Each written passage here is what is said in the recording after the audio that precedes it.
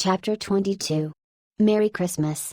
At length, towards noon, upon the final dismissal of the ship's riggers, and after the Pequod had been hauled out from the wharf, and after the ever-thoughtful Charity had come off in a whaleboat, with her last gift a nightcap for Stubb, the second mate, her brother-in-law, and a spare Bible for the steward. After all this, the two captains, Peleg and Bildad, issued from the cabin, and turning to the chief mate, Peleg said, "Now, Mr. Starbuck, are you sure everything is right?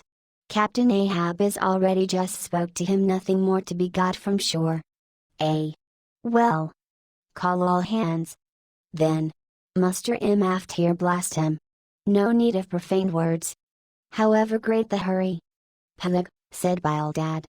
"But away with thee, friend Starbuck, and do our bidding." "How now?"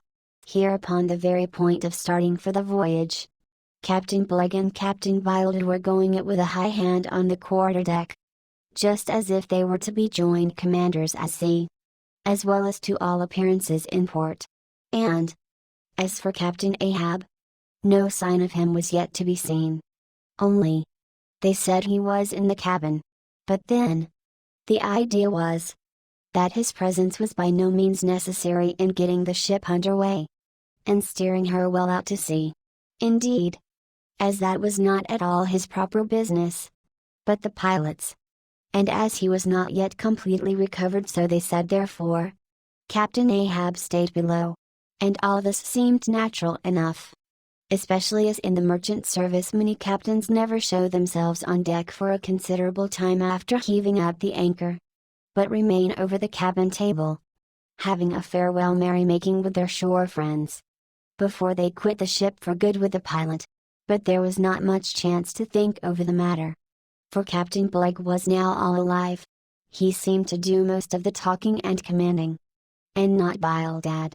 "Aft here, ye sons of bachelors," he cried, as the sailors lingered at the mainmast. "Mr. Starbuck, drive him aft. Strike the tint there."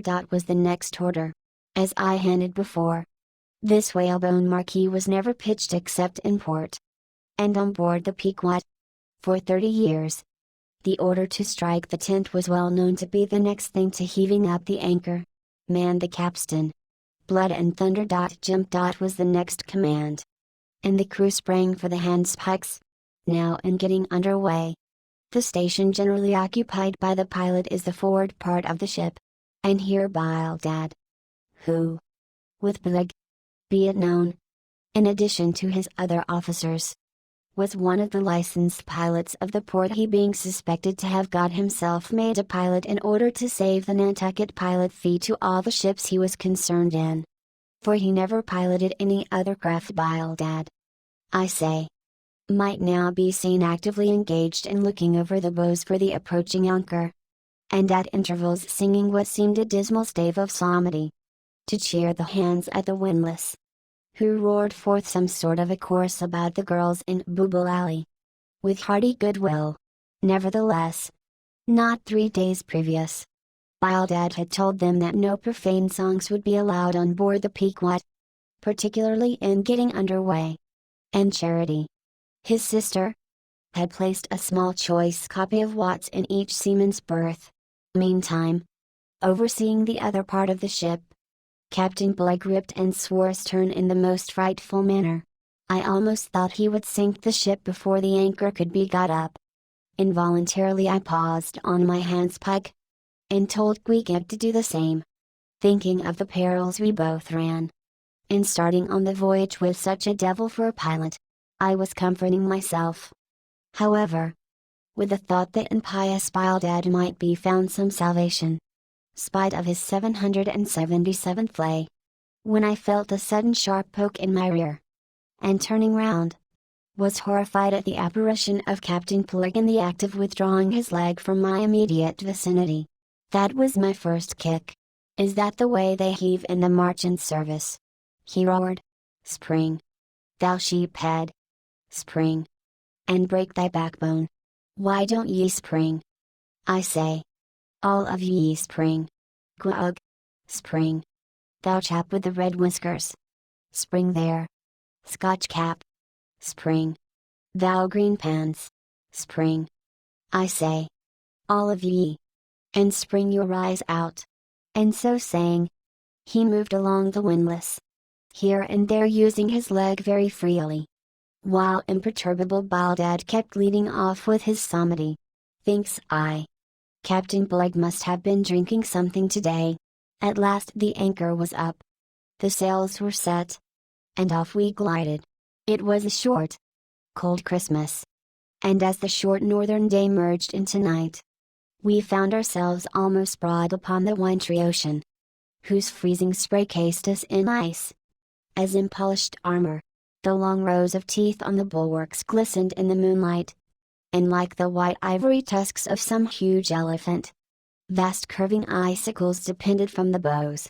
Lank Bildad, as pilot, headed the first watch, and ever and anon, as the old craft deep dived into the green seas, and sent the shivering frost all over her, and the winds howled, and the cordage rang, his steady notes were heard, sweet fields beyond the swelling flood stand dressed in living green.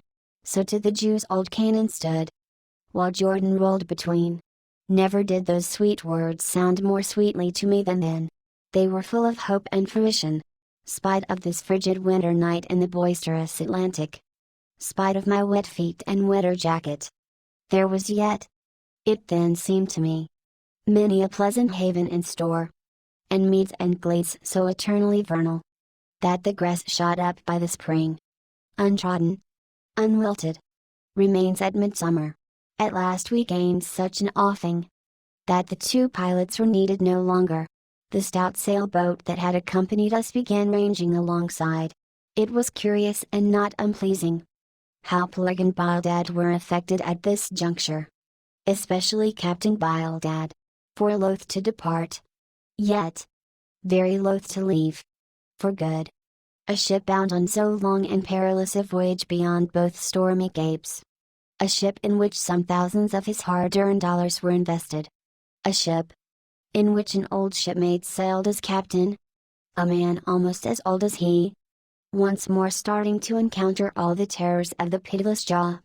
Loath to say goodbye to a thing so every way brimful of every interest to him, poor old Bildad lingered long, paced the deck with anxious strides, ran down into the cabin to speak another farewell word there, again came on deck, and looked to windward, looked towards the wide and endless waters, only bounded by the far-off unseen eastern continents, looked towards the land, looked aloft, looked right and left, looked everywhere and nowhere, and at last, mechanically coiling a rope upon its pen, convulsively grasped stout Peleg by the hand, and holding up a lantern, for a moment stood gazing heroically in his face, as much as to say, nevertheless, friend Peleg, I can stand it. Yes, I can. As for Peleg himself, he took it more like a philosopher. But for all his philosophy, there was a tear twinkling in his eye, when the lantern came too near, and he, too, did not a little run from cabin to deck, now a word below, and now a word with Starbuck, the chief mate. But, at last, he turned to his comrade, with a final sort of look about him, Captain Bildad, come, old shipmate. We must go. Back the main yard there. Boat ahoy.